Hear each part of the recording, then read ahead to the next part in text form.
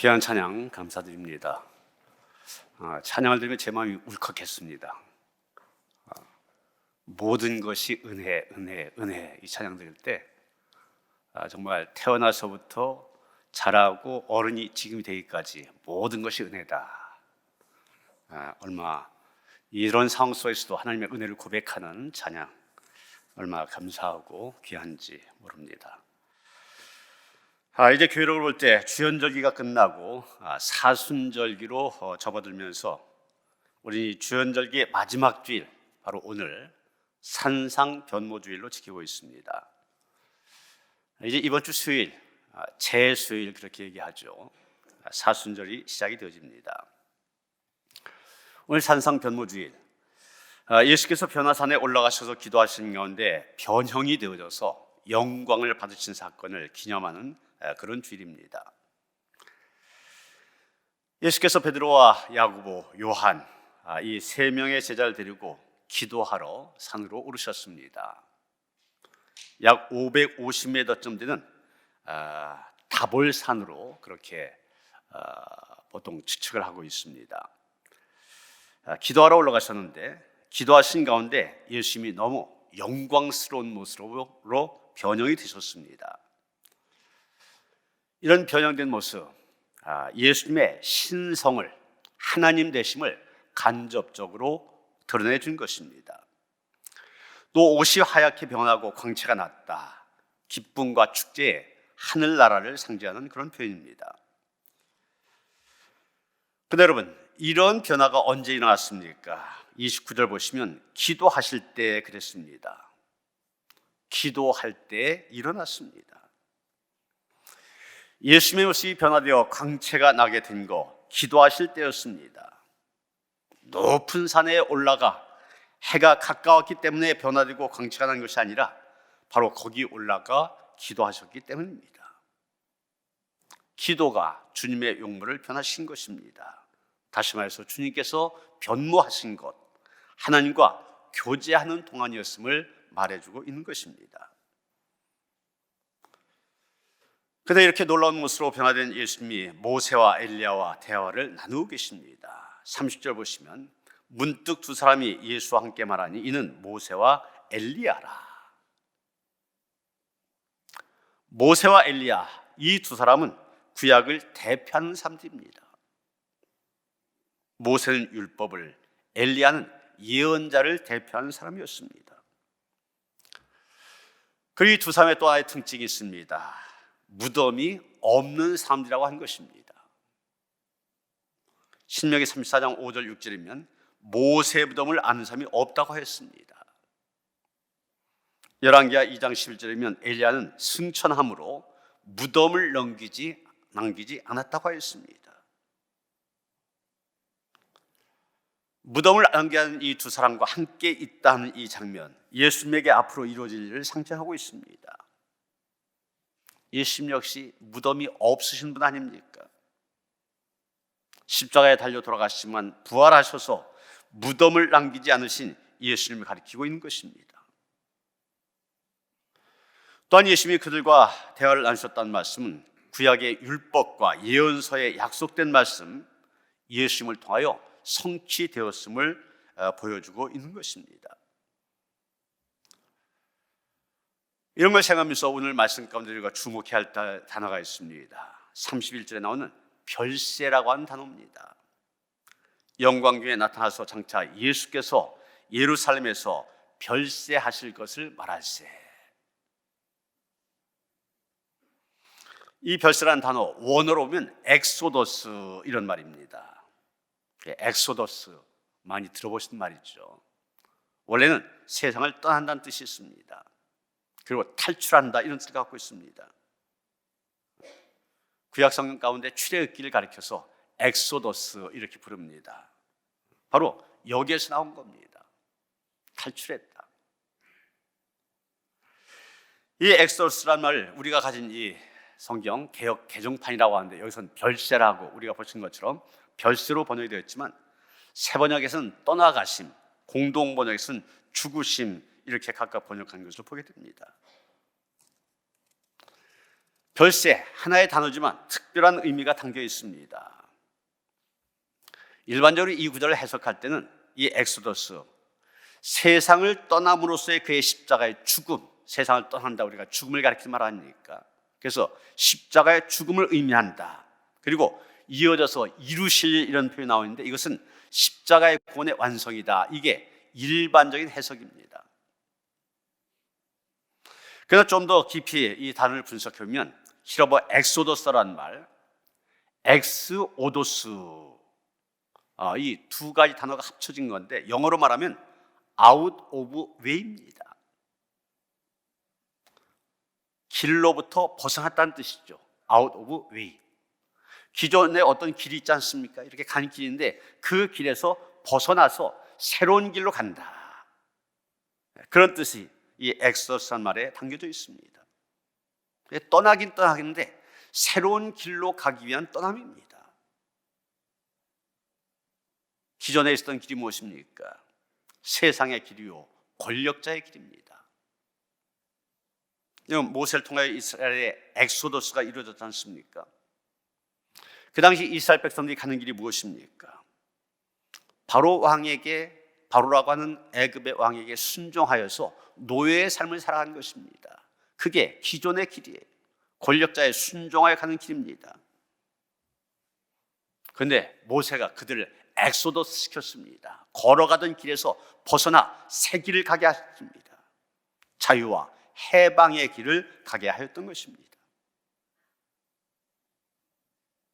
여러분 보면 엘리야도 나오는데 엘리야가 한 역할이 무엇입니까? 기존의 이스라엘 백성들 그들이 걸어가던 길은 아합과 이세벨에게 복종하여서 우상을 섬기고 바알을 섬기는 길이었습니다. 그런데 엘리야는 그 길에서 벗어나게 했습니다. 엑소더스하게 했습니다. 여호와 하나님을 향하여 걸어가도록 만들어냈습니다. 예수님의 역할도 마찬가지라고 하는 것이죠. 당시 이스라엘 백성들 예루살렘이라는 기존의 종교적인 또 정적인 그런 가운데서 어려움을 겪고 있었습니다. 그 가운데서 탈출하여서 율법을 따른 길에서 탈출하여서 예수님의 십자가의 죽음과 부활을 통하여 새로운 길을 걸어가도록 만드신 것입니다. 옛날 모세가 주도했던 엑소더스가 출애굽이 이스라엘 백성의 자유와 해방을 이끌어냈듯이 예수님의 엑소더스는 온 세상 사람들 죄와 죽음에서 구해내는 자유와 해방의 엑소더스가 되어지게 된 것입니다. 이렇게 예수께서 산꼭대기에서 모세와 엘리야와 나누신 대화의 주제에 장차 예수님이 져야 될 십자가였다는 사실 너무나도 중요합니다.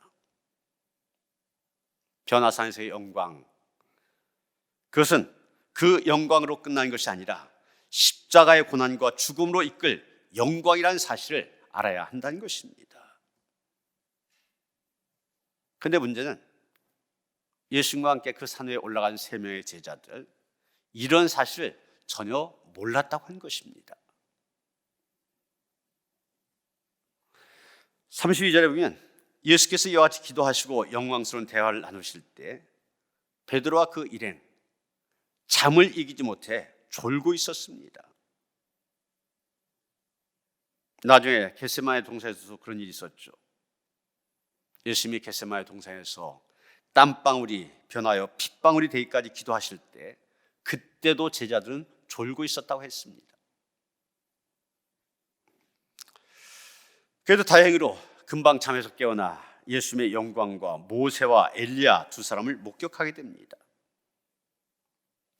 너무도 신비하고 영광스러운 모습을 보는 순간 모세와 엘리야가 막 떠나려고 하였습니다. 바로 그때 베드로가 예수님께 청언합니다. 33절입니다. 주여, 우리가 여기 있는 것이 좋사오니 우리가 초막 셋을 짓되 하나는 주를 위하여, 하나는 모세를 위하여, 하나는 엘리야를 위하여 하사이다. 베드로는 이렇게 영광스러운 모습 일찍이 본 적이 없었습니다. 너무나도 신비하고 너무나도 황홀하여 이 역사적인 사건 오랫동안 기념하고 보존하고 싶은 그런 충동이 일어났습니다. 그래서 기념 예배당, 이 놀라운 사건이 일어난 산꼭대기에 꼭 짓고 싶었습니다. 영원토록 잊지 않고 기억해야 되겠다, 그런 생각으로 하나는 예수님을 위하여, 하나는 모세를 위하여, 또 하나는 엘리야를 위하여 기념 성전을 짓고 싶어 했습니다. 여러분, 예수께서 산꼭대기에서 영광스러운 모습으로 변형되셔서 모세와 엘리야와 대화를 나누신 이 장면, 우리는 산꼭대기의 체험이다, 이렇게 부를 수 있을 것입니다. 꼭대기, 피크, 전문적인 용어로 이걸 피크 익스피리언스 이렇게 말하기도 합니다. 여러분, 하나님이 우리와 함께 계심을 체험하는 너무도 신비하고 황홀한 시간입니다. 아마 여러분도 오늘날까지 신앙생활을 하면서 이와 같이 신령하고 영광스러운 체험 한 적이 있었을 것입니다. 병들었다가 하나님의 은혜로 놀랍게 치유를 받았습니다. 산꼭대기에 체험을 한 것입니다. 저 밑바닥까지 추락했다가 하나님의 놀라운 은혜를 통하여 다시 일어났습니다. 산꼭대기의 체험입니다. 예배 시간에 설교를 듣다가, 찬양대에 찬양을 듣다가, 차를 운전하면서 설교 방송이나 간증을 듣다가 참으로 신비한 은혜를 받을 때가 있습니다. 이 모든 것 산꼭대기의 체험, 피크 익스피리언스입니다. 문제는 이런 산꼭대기의 체험을 할 때 그 다음이 문제입니다. 베드로처럼 우리는 다시는 이와 같은 산꼭대기의 체험 할 수 없으리라 지레 짐작해서 영원히 그 산꼭대기의 체험을 했던 시간과 장소 떠나지 않고 잊지 않고 싶어서 초막셋을 지으려고 합니다. 역경과 고난이 기다리는 저 산 밑 계곡이나 평지로 내려가기 싫어서 산꼭대기에만 머무르려고 합니다. 그러나 여러분, 기억하시길 바랍니다. 예수님은 영광스럽고 황홀하기 끄지없는 그 산꼭대기에만 계시지 않았다고 한 것입니다.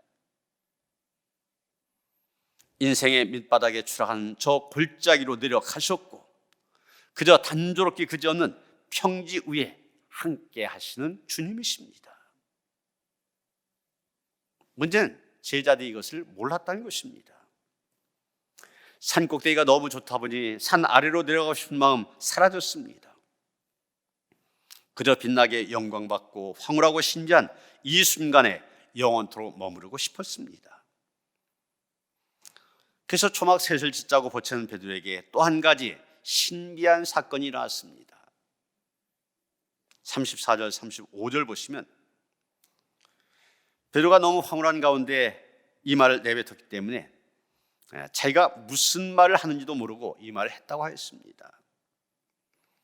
바로 이런 베드로를 책망이라도 하듯이 갑자기 구름이 일어나 예수님과 모세와 엘리야 세 분을 휩싸서 세 사람 모두 구름 속으로 들어가 숨어버렸습니다.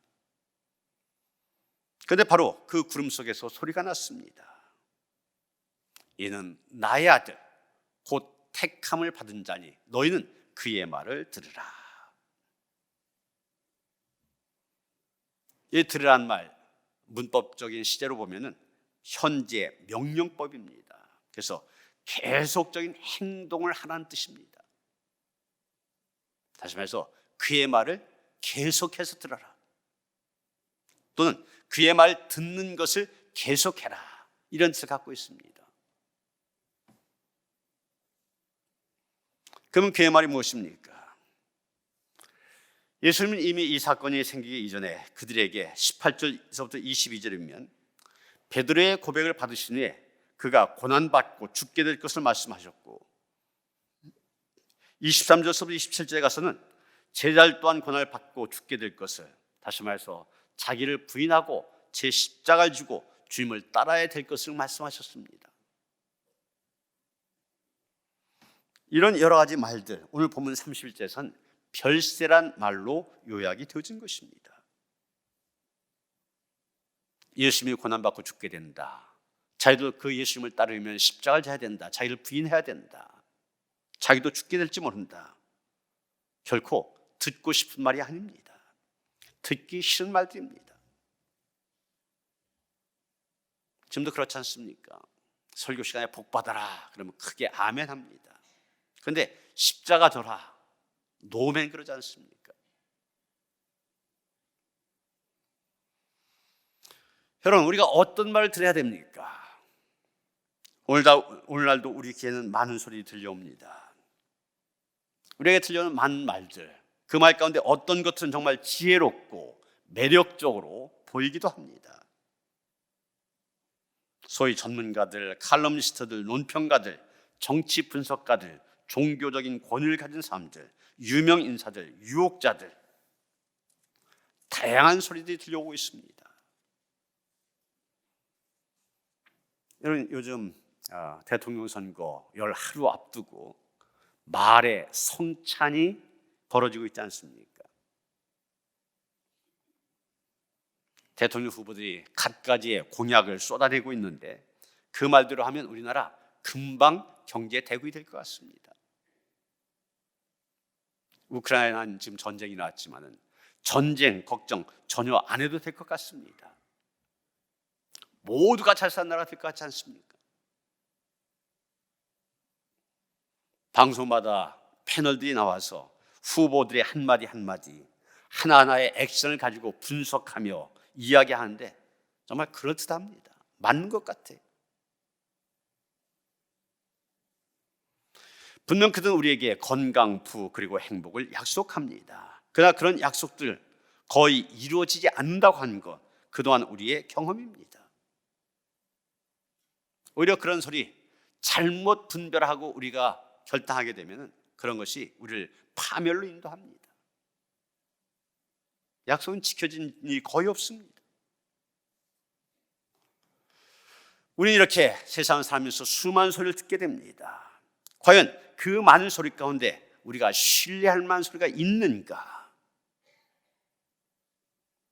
오늘 성경에 보면 구름 속에서 나는 소리는 우리에게 분명히 말해주고 있습니다. 다른 말 신뢰 없었지만 할 수 없지만 예수의 말은 신뢰할 수 있다고, 그렇기 때문에 그의 말을 들으라 말하고 있는 것입니다. 또 어떤 사람들이 얘기합니다. 예수라는 사람 너무 이상주의자야. 우리가 사는 이 세상 제대로 이해하지 못해. 어떻게 그 사람 말을 들을 수가 있냐. 그러나 구름 속에서 나는 소리는 그의 말을 들으랍니다. 어떤 사람은 나중에 하지요, 지금은 해야 할 다른 일이 있어요, 그렇게 얘기합니다. 그러나 하늘의 소리는 그의 말을 지금 들으라고 말합니다. 어떤 사람은 내가 믿는 것 제대로 확실하지 못한다고 말합니다. 그러나 하늘의 소리는 그의 말을 들으라고 말합니다.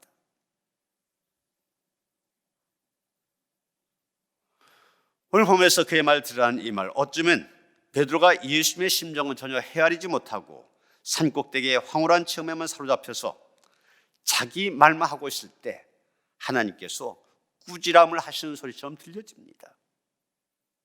그만 입 닥치고 내 아들이요 내가 택한 자 예수의 말을 들으라, 이렇게 들려집니다. 예수님은 장차 십자가에서 중한 고난을 받고 돌아가셔야 되는데 너무 인간적인 생각에만 사로잡혀 있는 베드로에게 주시는 하나님의 꾸지람입니다. 여러분, 우리는 주님의 말씀을 먼저 귀담아 들어야 됩니다. 그런데 우리가 너무 인간적인 생각에 사로잡혀 있다 보니, 또 인간적인 생각에 사로잡혀 말을 많이 하다 보니 하나님의 음성을 제대로 듣지 못합니다. 그래서 내 자신이 무슨 말 한지 알지도 못하며 지껄 때가 있습니다. 그러기에 우리는 때로 말을 줄이고 오로지 침묵 속에서 그분 예수께서 하신 말씀 귀담아 들어야 됩니다.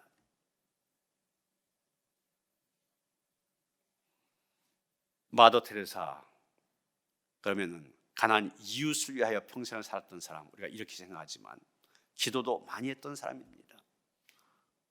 영성이 깊은 사람이었었어요. 이 대사가 성령에서 기도하고 나올 때 삼디 물었습니다. 수녀님, 하나님께서 무엇이라 말씀하십니까? 그녀가 대답합니다. 하나님은 듣기만 하십니다. 삼디 또 묻습니다. 그러면 수녀님은 무슨 간구를 하셨습니까? 대사로 대답합니다. 저도 그냥 듣기만 하지요. 저도 그저 듣기만 하지요. 잘 들어야 됩니다. 구름 속에서의 소리도 들으라고 하십니다. 우리가 이 누가복음 9장 전체를 놓고 보면 참으로 놀라운 사실 하나를 발견하게 됩니다. 이런 9장 1절 어떻게 시작됩니까? 예수님의 12제자가 모든 귀신을 제어하고 병을 고치는 능력을 받은 것으로 시작이 되어집니다. 실제로 이들은 곳곳에 복음을 전하며 두루 병을 고쳤습니다. 그러다가 이 9장 중간에 12제자들 가운데 3사람의 제자만이 놀라운 이 변화산의 체험을 하게 된 겁니다. 그런데 이 산상면모 사건 바로 다음에 나온 이야기가 재미있습니다. 산에 올라간 그 다음 날 예수님을 비롯한 3제자가 산 밑으로 내려왔습니다. 그런데 이 3제자를 제외한 9명의 제자들이 거기 있었는데 귀신 들린 아이 하나의 병을 고치지 못하여 쩔쩔매고 있는 겁니다. 여러분 9장 1절에서는 분명히 제자들이 귀신을 제어하고 쫓아내는 능력을 받았다고 했지 않습니까? 그런데 여기 제자들 전혀 귀신을 쫓아내지 못하고 있습니다. 쩔쩔매고 있습니다. 왜 이렇게 됐을까? 그 능력 있는 제자들이 왜 이렇게 무능한 제자로, 전혀 무능한 제자로 꼰두박질 쳤을까?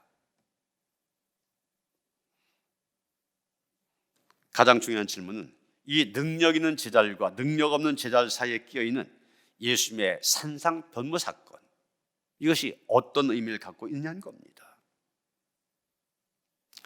여기에 대한 가장 그럴듯한 대답은 예수님에 대한 제자들의 오해가 문제다, 이렇게 말할 수 있을 것입니다. 베드로와 마찬가지로 땅 아래 있던 제자들 역시 영광과 권능의 산꼭대기 체험에만 관심을 갖고 있었습니다. 저 산 밑으로 내려가 말할 수 없는 고난을 당하는 골짜기의 체험 이해하지 못하였습니다. 다시 말해서 십자가의 수치와 순환을 당하신 그리스도가 아니라 영광과 권능과 신비의 그리스도에만 집착했던 것입니다. 베드로가 산꼭대기의 영광스럽고 신비한 체험에 압도당하여 산꼭대기에 초막 셋을 짓고 영원토록 머무르자 간청했던 것처럼 나머지 제자들도 예수님의 영광과 권능에만 관심이 있었지 예수님의 십자가의 고난 전혀 관심이 없었습니다. 그러나 우리가 보는 것처럼 예수님 산꼭대기에만 계신 것이 아닙니다. 산 아래에도 내려오십니다. 기막힌 고난의 골짜기 한가운데도 함께 하십니다. 단조로운 일상생활이 되풀이된 평지에도 함께 하신 분이십니다. 또 한 가지 문제를 지적하면 예수님의 말씀을 듣기보다 자기의 인간적인 생각만 먼저 앞세웠다고 한 것입니다. 우리 역시 베드로처럼 똑같이 자기가 무슨 말 하는지 모른 채 열심히 짓거리기만 하니 그분의 음성을 듣지 못했던 것입니다. 이렇게 자기 생각에만 사로잡히게 될 때 제자들은 무능해집니다. 그러나 주님의 음성을 먼저 듣는다면 다시 권능을 얻을 수가 있습니다. 오늘 우리도 마음을 새롭게 하여 먼저 그분의 음성을 들어야 됩니다. 우리의 인간적인 생각이나 욕심, 예수님께 투사하여 우리 멋대로 예수님을 믿는 것이 아니라 예수님의 말씀을 들어야 됩니다. 그래서 말씀하신 겁니다. 너희는 그의 말을 들으라. 테레사 수녀의 이야기를 한 가지 더 하려고 합니다. 테레사 수녀가 생전 살아있을 때 한 가톨릭 방송에서 인도 캘커타에서 빈민 봉사 사역을 하는 이 마더 테레사의 일거수일투족을 촬영하기로 하였습니다. 이 촬영팀이 여러 날 동안 테레사 수녀가 봉사활동하는 장면들 하나도 놓지 않고 카메라에 다 담는 겁니다. 하루는 캘커타 시내의 후미진 골목에서 하숙에 처박힌 채 죽어간 한 남자를 돌보는 그런 장면을 찍게 되었습니다. 온몸이 상처투성인데다가 냄새가 나고 더럽고 가쁜 숨을 내쉬며 금방이라도 죽을 것 같은 노숙자, 그런 노숙자를 돌보는 일, 참으로 끔찍한 일이었습니다. 하지만 이 테레사수녀 아무 말도 하지 않고 양동이에 물을 떠다가 옷을 벗기고 그 죽어간 남자의 몸을 닦아주었습니다. 이 장면을 촬영하던 카메라 기사 한 사람이 촬영이 잠시 중단된 틈을 타서 이렇게 말합니다. 나는 100만 불을 준다고 해도 이런 일은 못하겠어. 이 말 엿들은 마더 테레사가 위를 쳐다보지도 않고 계속 그 남자의 몸을 씻겨주면서 이렇게 말합니다. 나도 마찬가지랍니다. 여러분, 하나님은 우리가 산꼭대기에서 영광스럽고 황홀한 체험을 할 때만 우리와 함께 계신 하나님이 아니십니다. 저 산 밑에서 때로 사망의 음침한 골짜기를 지날 때도 우리와 함께 계십니다. 이 테레사 수녀가 그랬던 것처럼, 아니 예수님이 그러셨던 것처럼 오히려 모든 삶이 하기 싫어하는 그 무거운 짐을 질 때 주님께서는 함께 하십니다.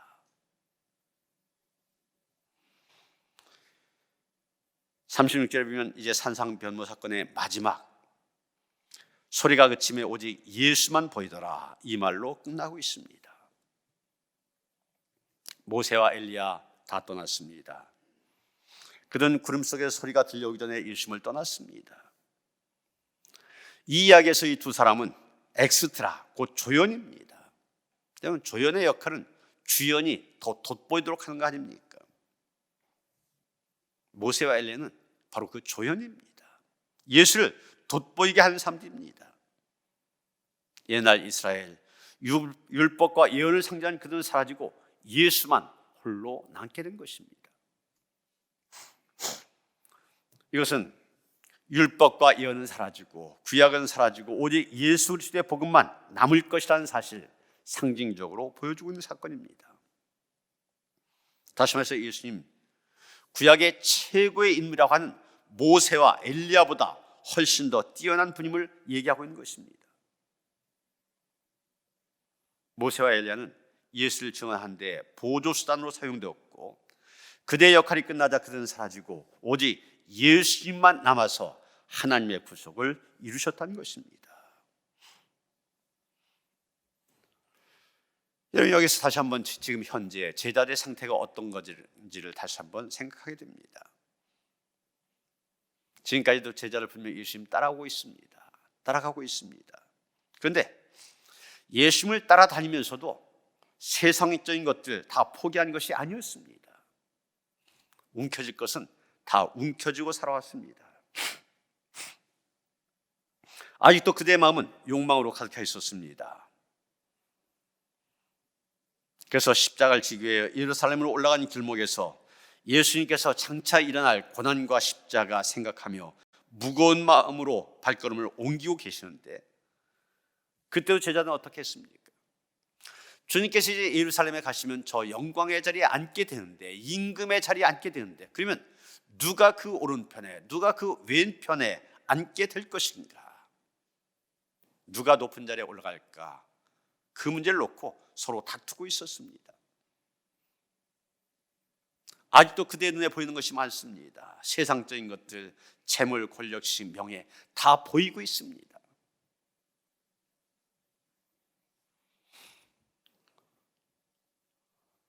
오직 예수만 보이더라, 바로 그들에게 준 메시지입니다. 이제 그들도 오직 예수만 보아야 한다는 것입니다. 오직 예수만 보여야 된다. 이 말은 예수님이 나의 전부가 된다는 것입니다. 귀가 열려서 그분의 음성을 듣고 유일한 예수, 절대적인 예수, 오직 나에게는 예수밖에 없다는 말씀, 이 말씀이 들려져야 됩니다. 이제부터 시작되는 사순절기, 그분의 말을 듣는데 집중하고, 그래서 우리의 눈에도 예수만 보이는 은혜가 충만하시기를 주님의 이름으로 축원합니다. 하나님, 우리의 귀가 열려져서 주님의 음성을 듣게 하여 주시옵소서. 그래서 우리 눈에 보이던 세상적인 것들 다 사라지게 하시고 주님만 보이게 하여 주시옵소서. 주님께서 주는 은혜만을 기뻐하는 성도들 되게 하시옵소서.